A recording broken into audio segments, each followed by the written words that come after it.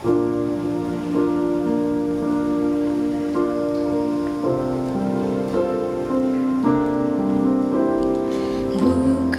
dengan barang fana Kau membayar dosaku, dengan darah yang mahal, tiada noda dan celah. Bukan dengan emas perak Kau menebus diriku, oleh segenap kasih dan pengorbananmu, ku telah mati dan tinggalkan jalan hidupku yang lama. Semuanya sia-sia dan tak berarti lagi. Hidup ini ku letakkan pada mezbah-Mu ya Tuhan. Jadilah padaku seperti yang Kau ingini. Jadilah padaku seperti yang Kau ingini.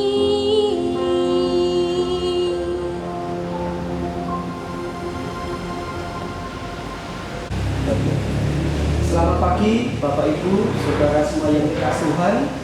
Pada saat ini saya menyampaikan firman Tuhan dengan live streaming karena hari-hari ini kita masih menghadapi persoalan untuk menyelesaikan virus corona yang terjadi di dalam negara kita. Biarlah kita akan berdoa untuk bangsa negara kita supaya permasalahan yang terjadi di kota kita juga akan cepat terselesaikan.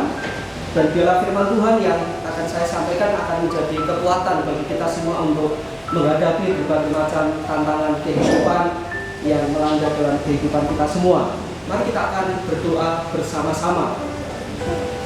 Bapa di surga, kami mengucap syukur di mana Tuhan sudah memberkati kami. Tuhan sudah memberikan kesempatan kepada kami untuk kami boleh bersama-sama bersekutu, belajar tentang firman Tuhan.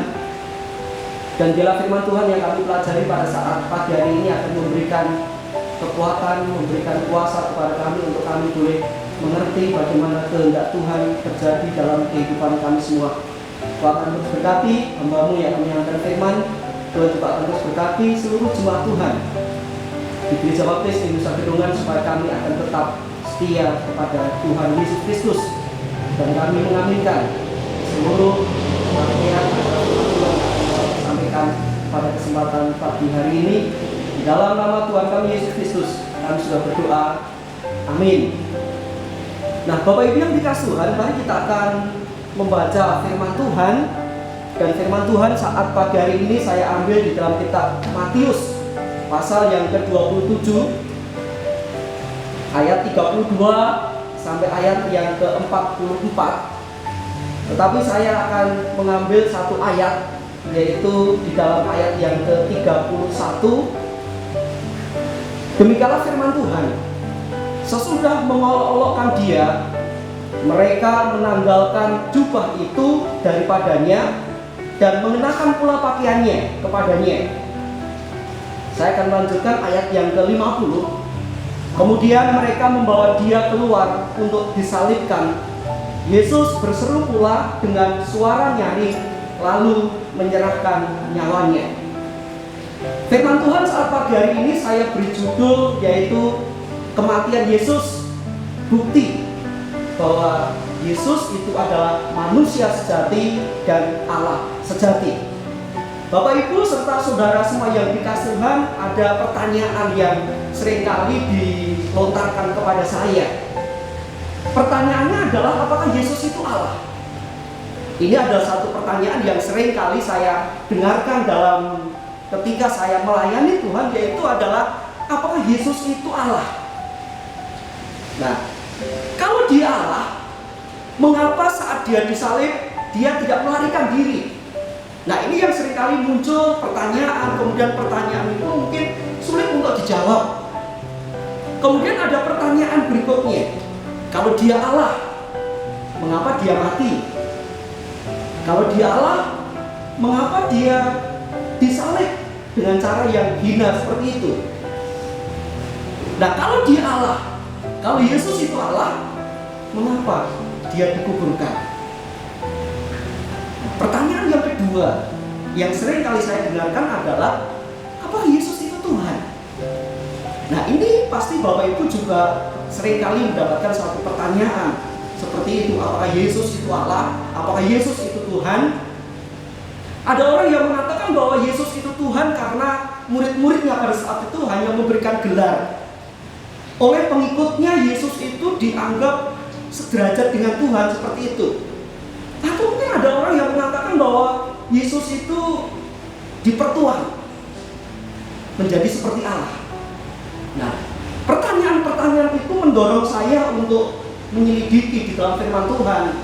Pertanyaan-pertanyaan itu menggelitik di dalam kehidupan saya sehingga saya ingin tahu sesungguhnya jawabannya itu apa. Apakah benar Yesus itu Allah? Apakah benar bahwa Yesus itu Tuhan? Dan pertanyaan ini mendorong saya untuk belajar firman Tuhan, belajar Alkitab. Dan pada kesempatan pagi hari ini saya akan menyampaikan kepada Bapak Ibu serta saudara semua yang dikasihi Tuhan bahwa dengan dasar firman Tuhan saya memberikan satu pendapat yang tentunya pendapat ini berdasarkan dengan Alkitab yang saudara miliki. Dan pertanyaan ini saya mendapatkan satu jawaban yang sesuai dengan Alkitab. Yang pertama, saya membaca satu buku di dalam Konsili Kalsedon tahun 450 Masehi merumuskan bahwa Kristus adalah bertabiat dua. Kristus adalah bertabiat dua dalam satu oknum. Dan kedua tabiat itu tidak bercampur atau tidak berubah, tidak terbagi dan tidak terpisah. Nah, kata tabiat itu dalam bahasa Latin ketika saya membaca di dalam beberapa buku itu artinya natura, dan dalam bahasa Yunani itu berarti khusus seperti itu. Nah, apa artinya? Artinya bahwa tabiat di sini tidak sama dengan kodrat. Sebab berkenaan dengan Allah, maka kodrat ini berarti kekuasaan Tuhan. Dan berkenaan dengan manusia, maka kodrat ini menunjuk kepada sifat asli manusia atau bawaan. Nah, maksud tabiat ini tidak bisa diartikan seperti watak. Dalam psikologi mengatakan bahwa sifat batin manusia itu akan mempengaruhi pikiran, akan mempengaruhi tingkah laku, akan mempengaruhi budi pekerti. Dan istilah tabiat ini hanya bisa diartikan bahwa tabiat ilahi Kristus Yesus itu berarti bahwa Yesus Kristus itu sungguh-sungguh Allah adanya.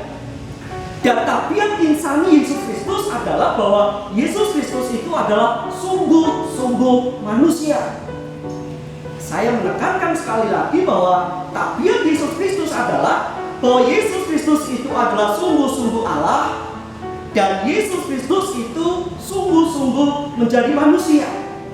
Nah, jadi Yesus itu adalah manusia sejati. Dan juga dapat dikatakan bahwa Yesus Kristus itu juga memiliki tabiat kealahan. Nah, mari kita akan melihat di dalam Alkitab yang sudah kita pelajari pada saat pagi hari ini di dalam kitab Matius. Di dalam kitab Matius ini memberikan satu penjelasan kepada Bapak Ibu Saudara semua yang dikasih Tuhan. Yang pertama mengenai kemanusiaan Yesus dan juga kealahan Yesus. Nanti silakan Bapak Ibu membaca secara pribadi di rumah masing-masing pada saat pagi hari ini di dalam kitab Matius pasal yang ke-27 ayatnya 27 sampai 44 ini memberikan satu bukti. Bukti apa? Yaitu bukti mengenai kemanusiaan Yesus.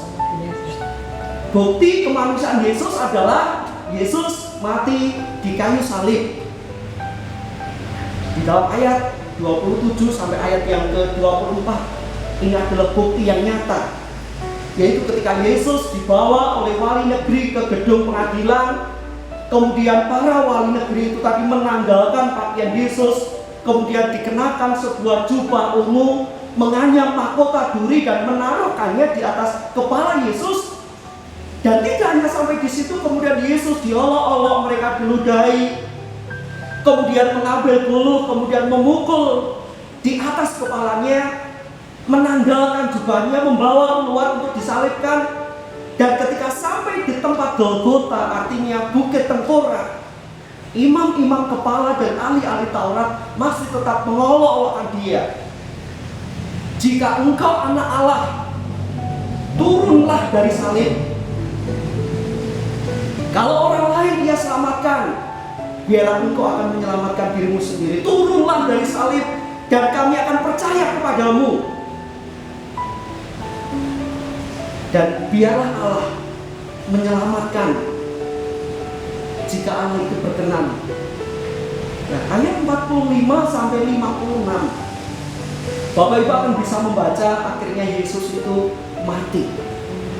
Mulai dari jam 12 kegelapan meliputi seluruh daerah itu sampai jam 3 petang. Dan ayat 57 sampai 61 Yesus dikuburkan. Nah, ini bukti mengenai kemanusiaan Yesus. Jadi Yesus disalibkan, memberikan bukti kepada kita semua Yesus adalah manusia sejati dan juga mengalami kematian.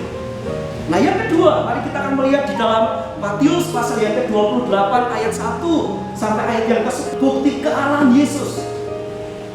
Apa yang memberikan bukti kalau Yesus itu adalah Allah?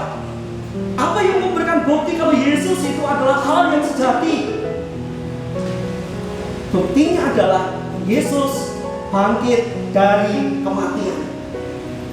Di dalam kitab Matius menekankan bahwa perempuan-perempuan dan serdadu-serdadu menjaga kubur, dan bagaimana batu itu digulingkan, terjadilah gempa bumi. Tetapi malaikat Tuhan itulah yang menggulingkan batu itu, sehingga perempuan itu melihat bahwa kubur itu sudah kosong. Nah, malaikat yang mendatangi perempuan-perempuan itu adalah seorang pemuda yang memakai jubah putih. Dalam Markus mengatakan, janganlah kamu takut. Nah, Matius 26 ayat yang ke-6, ia tidak ada di sini. Malaikat Tuhan itu mengatakan bahwa Yesus sudah tidak ada di sini. Yesus sudah bangkit sama seperti yang dikatakan oleh malaikat tadi. Mari lihatlah tempat pembaringannya.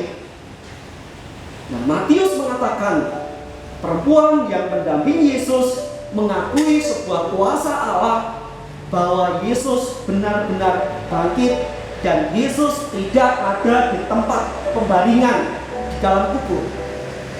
Nah, dengan adanya bukti kemanusiaan Yesus dan kealahan Yesus, meyakinkan saya, meyakinkan saudara semua bahwa Yesus adalah Allah yang sejati yang menjadi penyelamat umat manusia. Saya mengajak kepada Bapak Ibu, saudara semua, jemaat Gereja Baptis Indonesia Gedongan, jangan ragu untuk mempercayai Yesus. Jangan ragu mempercayai bahwa Yesus itu adalah Tuhan dan Juru Selamat saudara. Berimanlah, maka hidupmu akan selamat. Yohanes 3 ayat yang ke-16 mengatakan, karena begitu besar kasih Allah akan dunia ini, sehingga ia telah mengaruniakan anaknya yang tunggal, supaya setiap orang yang percaya kepadanya tidak binasa, melainkan beroleh hidup yang kekal. Yesus Kristus adalah jalan keselamatan untuk manusia. Yesus Kristus sudah memberikan kasih-Nya kepada saudara semua. Dan saya mengajak kepada saudara semua yang dikasihi Tuhan, jangan ragu-ragu untuk mempercayai Yesus, bahwa Yesus adalah Tuhan dan Juru Selamat umat manusia. Dan bila saudara semua akan tetap memiliki iman di dalam Yesus Kristus, karena iman di dalam Yesus Kristus akan memberikan kehidupan yang kekal. Amin. Mari kita akan berdoa bersama-sama.